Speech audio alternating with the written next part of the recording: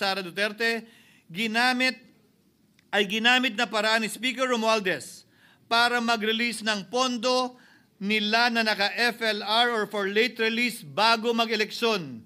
Maski na alam po niya na hindi po ito kayang talakayin ng Senado hanggang sa Hunyo pa mula nung simula. Ulitin ko, ginamit ni Martin Romualdez ang FLR at ang pangalan ng Pangulong Marcos upang itulak ang kanilang unconstitutional na impeachment complaint. Sabi nila, pumirma kayo dahil kung hindi lalabas ang pondo nyo na naka-FLR bago mag-eleksyon. Subalit, Ginoong Pangulo, hindi ito umubra. Hindi ito umubra dahil tinanggihan ito ni PBBM.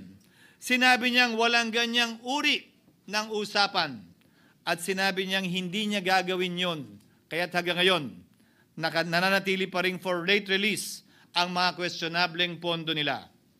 And that is why, Mr. President, distinguished colleagues, at the height of the impeachment controversy and amidst the passion of some sectors to remove the Vice President at all costs, I urged prudence and level-headedness because I knew that greed and not accountability was the reason behind it. In the end, Mr. President, the Supreme Court vindicated us. The Supreme Court vindicated us by saying, among others, quote, "There is a right way to do the right thing at the right time. This is what the rule of just law means." Close quotations. Ginoong Pangulo, sinisi po sa akin ni Speaker Romualdez ang pagkakatanggal kay Congressman Zaldico. Sinisi po niya sa akin ang pag-FLR or for late release ng kanilang mga proyekto. Sinisi po niya sa akin ang pagkakadismiss ng impeachment complaint laban kay VP Sara na nakikita niyang makakatunggali niya sa susunod na halalan. Sinisi din niya po sa akin ang pagkakasira ng kanilang maitim na balakin sa 2025 budget na nagawa nila ng walang balakid na mga nagdaang taon. Ginoong Pangulo, naging tapat ako at ginawa ko lamang ang aking tungkulin. Kung ano ang tingin kong tama at nararapat para sa bansa at sa sambayanan. Subalit, sa kabila po nito, nagsimula na ang lahat ng bira, paninira at kaso laban sa akin at sa Senado. At ang nasa likod ng lahat ng ito, walang iba kung hindi si Martin Romualdez. Ika nga ni Mayor Magalong na ngayon lamang nakita ko sinisiraan na rin ngayon. Bakit ko ba nilabanan at binisto sila Speaker Romualdez mula noon hanggang ngayon kung kasabwat at kasapakat lang din nila ako?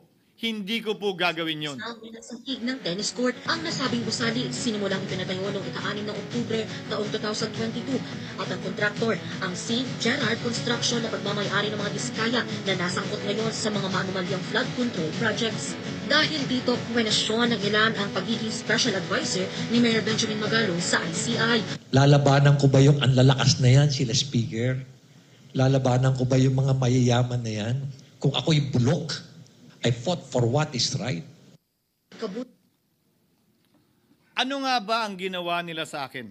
Una, hinalungkat ang isyu ng campaign contribution na tinanggap ko mula sa isang individual na may-ari ng kumpanyang nakakuha ng kontrata sa gobyerno. Inipit niya ang budget ng COMELEC sa Kamara dahil dito at binusisi ang di umano kaso kong ito. Subalit, Ginoong Pangulo, tulad ng sinabi ko sa simula ng aking talumpati, kapag ka nagturo ka ng daliri kanino man, may 3 daliring nakaturo pabalik palagi sa iyo. Anong nangyari? Hindi ba't biglang may lumabas na ulat ng PCIJ na ang dami naman palang opisyal, hindi lang senador, mas mataas pa ang tumanggap din ng ganung uri ng kontribusyon noong 2022 elections? Ang tanong ko ay simple. Kung legal at walang mali sa ginawa nila, edi dapat legal din at tama ang ginawa ko. Pero bakit ako lang ang iniimbestigahan tungkol dito? Higit pa doon, Ginoong Pangulo, hindi ba tayon kay Mayor Magalong merong 67 na miyembro ng Kamara na kontraktor? Ito po ay mga miyembro ng Kamara na may construction firm na nakakuha ng kontrata sa gobyerno. Kung bawal talaga ito, ibig sabihin ba niyan, bawal na nilang gastusin ang sarili nilang pera para sa kanilang sariling kandidatura? Bakit hindi din binubusisi yun? Bakit hindi inaalam yon? Ako lang talaga? Pangalawa, inintriga ni Martin Romualdez ang dating liderato ng Senado dahil sa pagkakaupo at pagdinig ni Senator Marcoleta sa Blue Ribbon Committee dahil marahil sa pananaw niya ay hindi siya safe kay Marcoleta. Ngunit, Ginoong Pangulo, sa hindi niya inaasahang pagkakataon, nung araw ding yun, nagsalita ang mga diskaya, pinangalanan ng 17 congressman na kasosyo niya, kabilang ang pagbanggit na naman ng pangalan ni Martin Romualdez. Karamihan sa mga kawani ng DPWH na nabanggit sa itaas ay paulit-ulit na binabanggit ang delivery ng pera ay para sa kay Saldico na dapat at least 25%. Si Kong Marvin Rillo naman ay ilang beses na binabanggit ang pangalan ni Speaker Martin Romualdez bilang kanyang malapit na kaibigan. Isa na naman po itong patunay, Ginoong Pangulo. Kapag ka nagturo ka ng daliri sa iba, may 3 daliring nakaturo pabalik sa iyo. Pangatlo, sa pagdinig ng Blue Ribbon Committee kung saan niname drop ako ni Yusek Bernardo, bagaman inamin niyang personal na mismo na hindi niya rekta kung nakausap o binigyan ng anuman, bigla namang tumestigo si retired Master Sergeant Gutesa at muling pinangalanan si Martin Romualdez na hinahatiran daw niya ng pera sa mismong bahay nito. Ang bawat malita ay may lamang humigit kumulang 48 million pesos. Kalimitang dinadala sa bahay ni Congressman Saldico, ibababa lamang namin ay 35 malita para i-deliver sa bahay ni House Speaker Martin Romualdez. Gamit ang script niya sa pagturo sa akin, ayan na naman.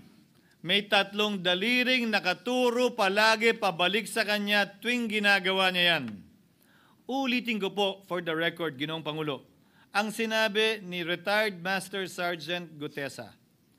35 maleta ng pera na naglalaman na mahigit kumulang 48 milyong piso bawat isa o kulang-kulang 1.7 billion pesos sa isang delivery.